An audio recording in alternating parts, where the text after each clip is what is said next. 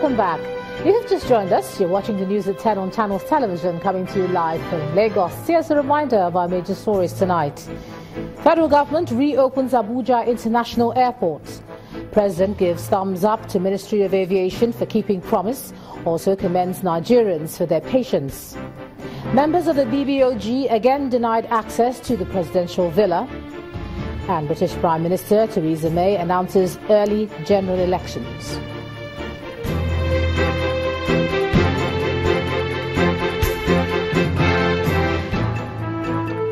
Just to let you know that for more on our top stories and others, please visit our website, channelstv.com and youtube.com/channelsweb.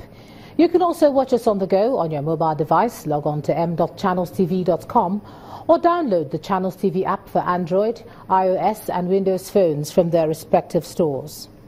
Having the Channels TV and Channels 24 app will give you access to news and update.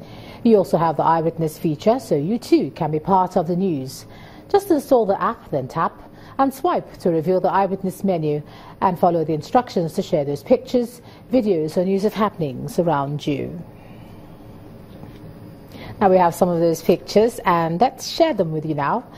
We begin with this one from the Sabo area of Yaba in Lagos. This picture shows a policewoman whom our Eyewitness reporter says does her job well in controlling traffic. He commends her and asks others to follow suit. Our next photo shows what our Eyewitness reporter describes as an abandoned primary healthcare facility in Potiskum, Yobe State. He thinks this is a waste of taxpayers' money and therefore calls for a thorough investigation. The poor infrastructure at Government Science Secondary School in Nasarawa State caught the attention of this Eyewitness reporter, who's very worried about the students supposedly in school here. He wants the authorities concerned to be alive to their responsibilities. We end with this one, that residents of this street in Benin City are wondering if the government is aware of their existence as flood wreaks havoc in their domain. Thanks a lot for all your pictures and thanks for contributing to the news, as you always do. One of the killers of police and military personnel in Ikorodu, Lagos State, has been gunned down following a duel with police special units and the Inspector General's Intelligence Response Team. According to a statement from the Force Public Relations Officer Moshood Jimo, the team had trailed the militant to a hideout in Ibeshe area of Ikorodu on Sunday. The suspect, whose name was given as Endurance Ominison, is said to have escaped to the roof of the building on sighting the police team from where he opened fire on them. The statement says he was hit by return fire from the police and later captured, while a Turkish pistol and 5 rounds of ammunition were recovered from him. Mr. Onimison is said to have died of his wounds while being conveyed to the Ikorodu General Hospital for treatment. The statement adds that before he died, he confessed to being part of militant attacks on Ikorodu and other neighboring communities in Lagos State, as well as several kidnappings. Now, motorists have been advised to avoid speeding as this may cause fatal accidents. Now, that advice is being reiterated by the Sector Commander of the Federal Road Safety Corps, Mr. Hyginus Omeje, while giving an update on a lone accident that occurred on the Alaka Bridge in Lagos involving a commercial bus. The bus flipped over and burst into flames, killing 5 people. Mr. Omeje said 5 other people who survived have been taken to different hospitals in the state for treatment. The vehicle was on speed and crashed into the pavement of the bridge, and instantly it caught fire. Of course, we had about 10 people inside, and they were trapped.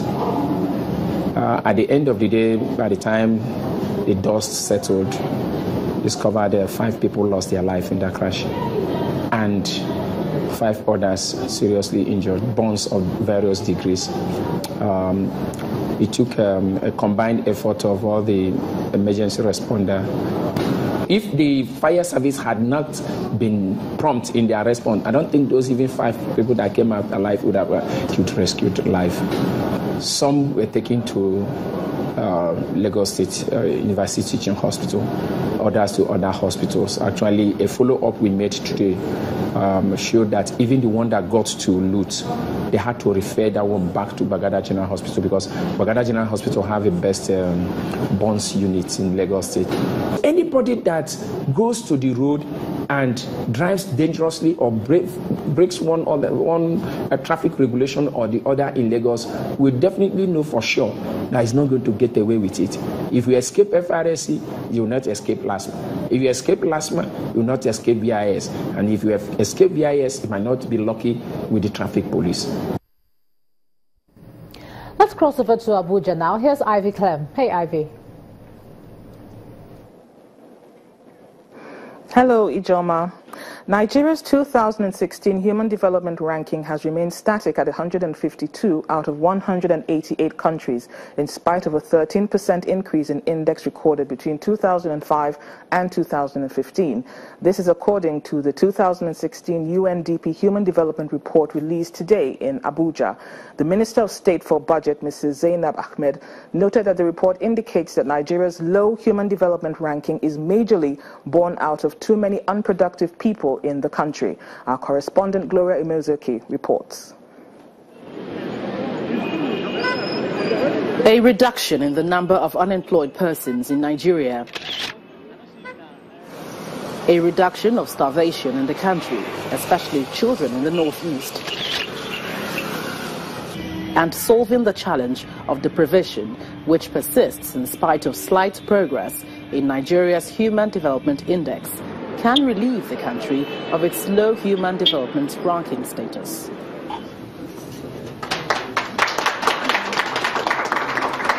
Unveiling the 2016 UNDP Human Development Report, which shows that between 2005 and 2015, Nigeria's Human Development Index increased from 0.466 to 0.527, the Minister of State for Budget points out that the government's 500 billion naira social intervention program will bridge the poverty gap. It has to do with the fact that there are too many people in our country that are not able to become productive. They're not able to increase to the consumption levels of their economy because they're simply deprived. And that's what the federal government social intervention program is seeking to do, to put as resources in the hands of as many people at that lower level of society as possible to get them to be able to start spending and start consuming, and subsequently to pull them out of poverty. The focus in the Economic Recovery Growth Plan has one key element, which is investing in people. So we are hoping that this growth this time around that Nigeria is really working towards will be inclusive. And that means that it has to be centered around people and it has to empower people. Even though the government targets a growth rate of 7% by 2020, the UN believes that a focus on the distribution of wealth and growth will enhance human development in the country. Gloria Umezuke, Channels Television News. In this next report, our correspondent Gloria Umezuke examines some of the factors that have been responsible for Nigeria's ranking on the UNDP Human Development Index. Out of 188 countries, Nigeria has been ranked 152 in the latest Human Development Report of 2016, released by the United Nations Development Programme. The country has made no improvement in its ranking over the previous year. According to the annual report, the index value increased from 0.467 to 0.514, an increase of 10.1%. But the 2016 report shows that between 2005 and 2015, Nigeria's Human Development Index increased from 0.466 to 0.527, a 13.1% rise. The trend has progressed over the years. The Human Development Index is a figure that looks at Nigeria as a whole. The problem is that it doesn't tell you who in Nigeria is being left out. It doesn't tell you how unequal that growth and development is. And that's why we are concerned as the UN, and to say that we have to look at the distribution of wealth.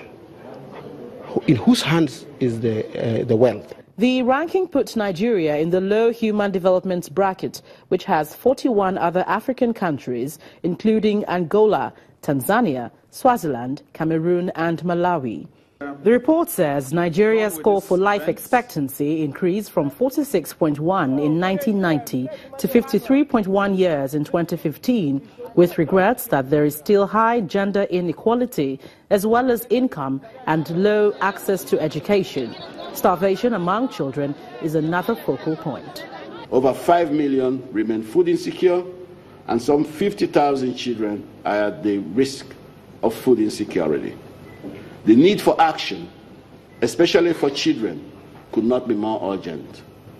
In the wake of the recession and the ballooning numbers of young people, Nigeria's job market has failed to keep up. Youth unemployment rate in Nigeria averaged 17.5% from 2014 to 2016, hitting an all-time high of 24% in the second quarter of 2016. As the report calls for far greater attention to empowering the most marginalized in the society, it outlines a four-pronged strategy which includes an all-inclusive financial growth for Nigeria. Gloria Umezuke, Channels Television News.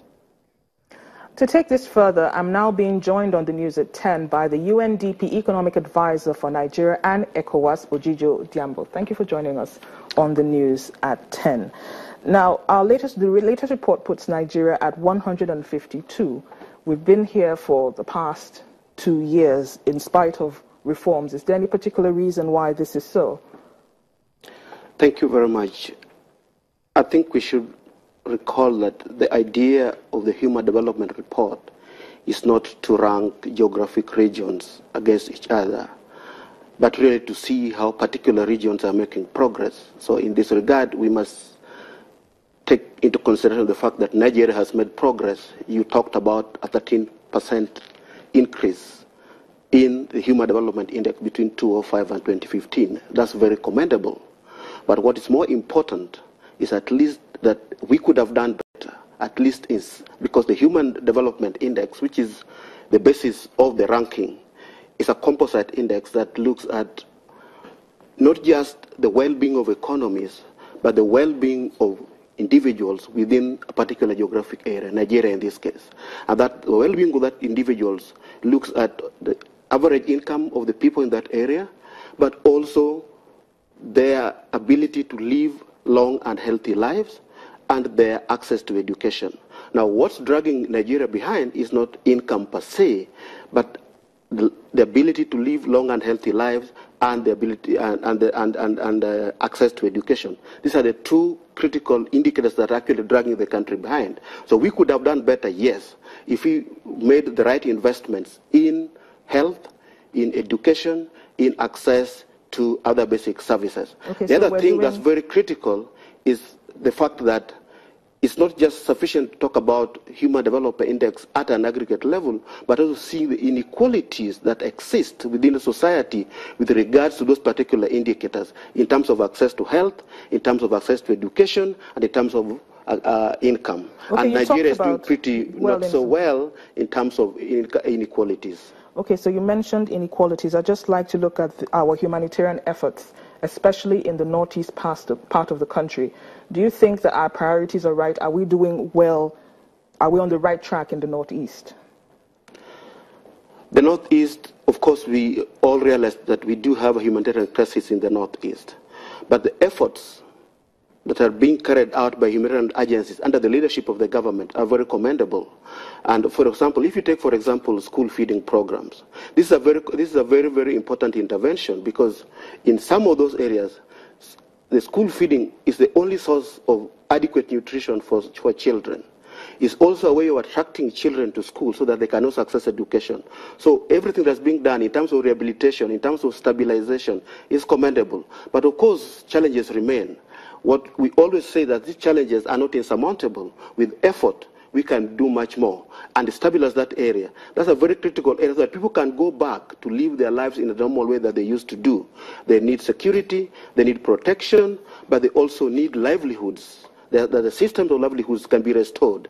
That's basically an agrarian community. Yes. And we need to stabilize so that people can go back to live their lives the way they're supposed to do and participate in the development process. Because what is really critical is that people should be engaged in the processes that affect their lives. Okay, thank you so much. We'll have to leave you there. Thank you again for joining us on the news at 10. We'll just take a short break now and we'll go to other things on the news at 10.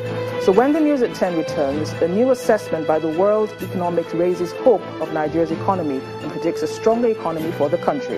That's on Business News. Do join us again.